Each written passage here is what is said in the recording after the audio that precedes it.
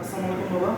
আমি এই ভিডিওতে একজন ডাক্তার। আমি আপনার কিছু পরীক্ষা করবো। আপনার কোনো সমস্যা হবে না। যদি কোনো সমস্যা হয় তাহলে আপনি আমাকে জানাবেন। আমি আপনার পরীক্ষাগুলো করতে পারি।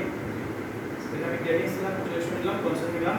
এখন আমি স্যার নেট স্ক্রিনিং করতে পারি।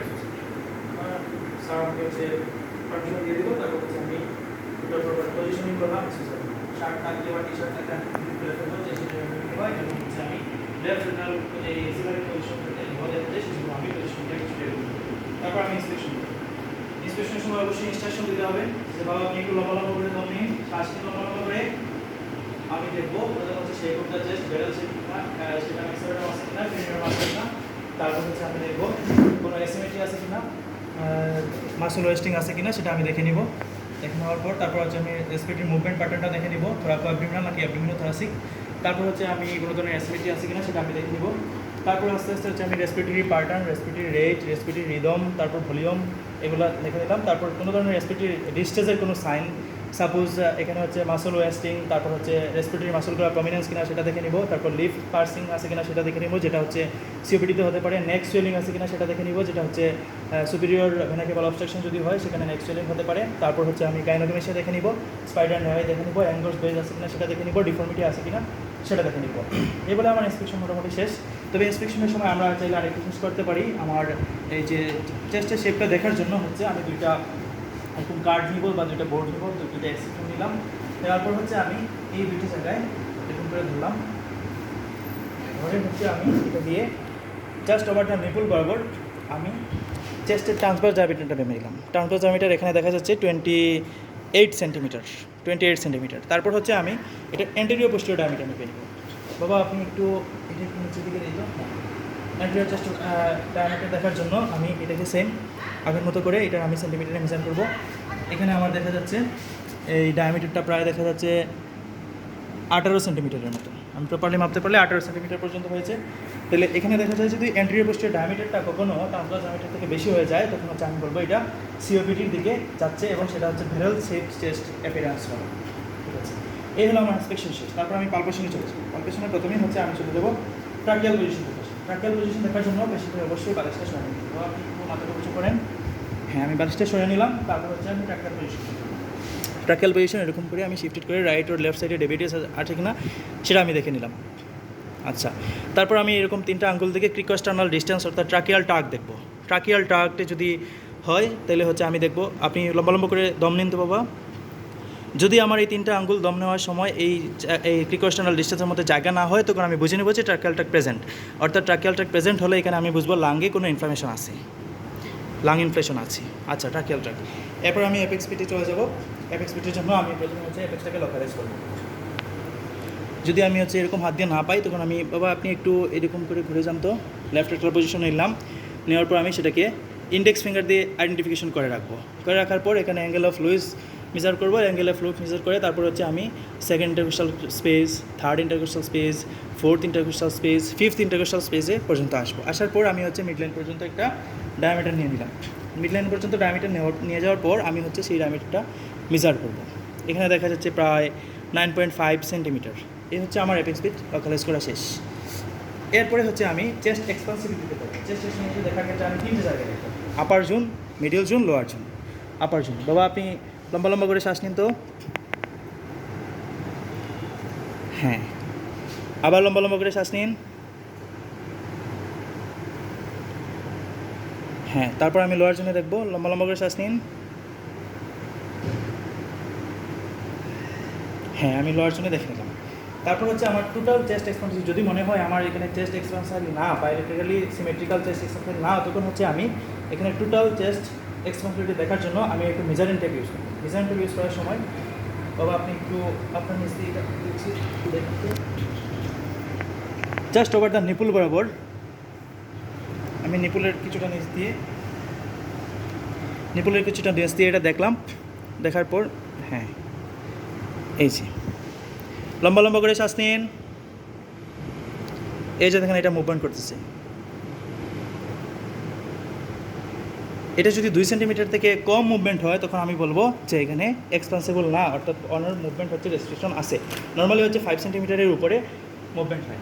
তাহলে আমার চেস্ট এক্সটেনশন দেখা শেষ। তারপর আমি দেখবো ভোকাল ফিমিটাস। ভোকাল ফিমিটাস দেখার সময় একটা ইনস্ট্রাকশন দিতে হবে যে বাবা আপনার হাত, আমি যখন আপনার শরীরে হাত রাখবো তখন আপনি 3 বলবেন। তো এই ক্ষেত্রে অনেক বইয়ে দেওয়া আছে যে হচ্ছে আপনার অ্যাপেক্স থেকে শুরু করতে হয়, কিন্তু আবার অনেক স্যাররা বলতেছেন যে না, সেকেন্ড ইন্টারকোস্টাল স্পেস থেকে শুরু করতে হয়, কিন্তু আমরা অ্যাপেক্স থেকে শুরু করলাম। বাবা বলেন 3 3 এবং সেটা হচ্ছে জেড প্যাটার্নে করতে হবে। 3 3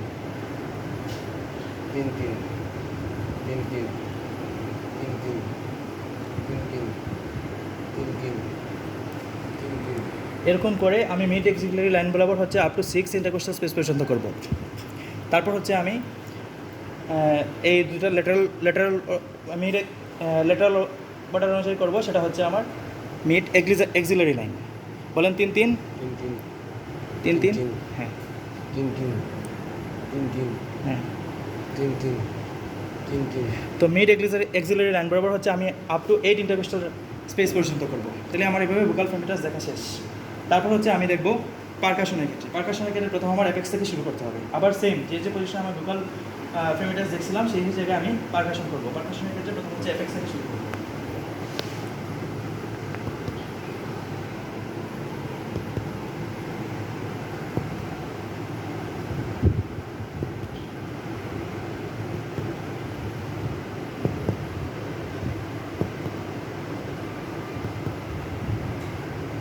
সবই হচ্ছে আমার জেড প্যাটার্নে করতে হবে, কেউ আবার জিগজ্যাগ প্যাটার্নও করে।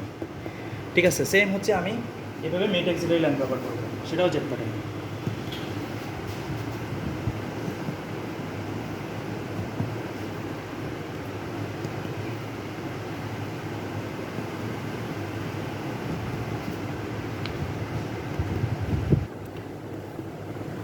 ঠিক আছে, আমার পারকাশন করা শেষ। এখন আমি অস্কালটেশন করবো। অস্কালটেশন সময় শুরুতেই হচ্ছে আমার পেশেন্টকে ইনস্ট্রাকশন দিতে হবে যে হচ্ছে লম্বা লম্বা করে দম নিন, এবং আমি বেল দিয়ে অ্যাপেক্সটা দেখবো, পরে হচ্ছে ডায়াফ্রাম দিয়ে বাকি রিজনটা দেখবো। তো লম্বা লম্বা করে দম নিন। তারপর আমি ডায়াফ্রামটা দিয়ে সেকেন্ড ইন্টারকোস্টাল স্পেস থেকে স্টার্ট করবো, জিগজ্যাগ প্যাটার্ন। লম্বা লম্বা করে শ্বাস নিন, শ্বাস শ্বাস শ্বাস শ্বাস শ্বাস শ্বাস শ্বাস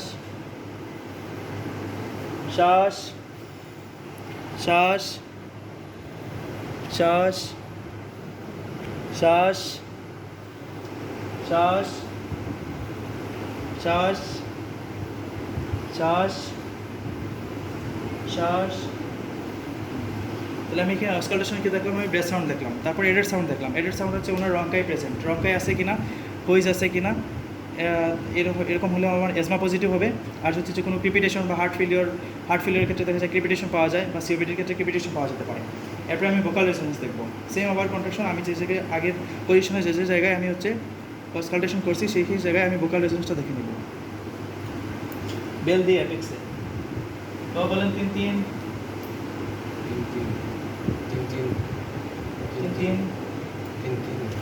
হ্যাঁ, এটা হচ্ছে আমার ডায়াফ্রাম থেকে 3 3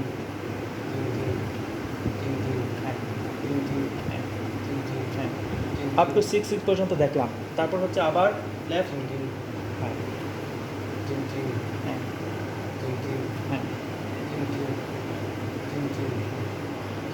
এরকম করে মিড এক্সিলারি লাইন পরে করুন, আমার ভোকাল রেজোন্যান্সটা দেখে নিলাম। তারপর হচ্ছে আমি এখানে ওই যখন আমি এডেড সাউন্ড দেখছি তখন আবার প্লুরাল র্যাবো অনেকে দেখে, চাইলে লাঙ্গের প্লুরাল র্যাবো দেখা যায়। আচ্ছা ঠিক আছে, এই পর্যন্তই হচ্ছে আমার এক্সামিনেশন শেষ।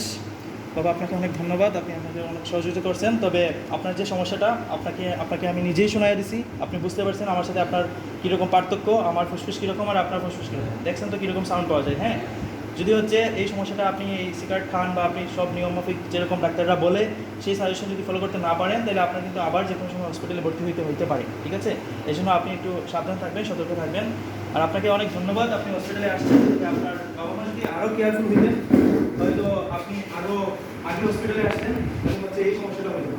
তাহলে আপনার যে সমস্যাটা, আপনার হচ্ছে একমাত্র সমস্যাটা আপনার নিজের, যেটা হচ্ছে আপনি চাইলে সরাই দিতে পারেন, সেটা হলো সিগারেট খাওয়া। ঠিক আছে, ঠিক আছে, আপনি আপনার ওই টি শার্টটা পরে ফেলেন, আপনার সমস্যা হবে।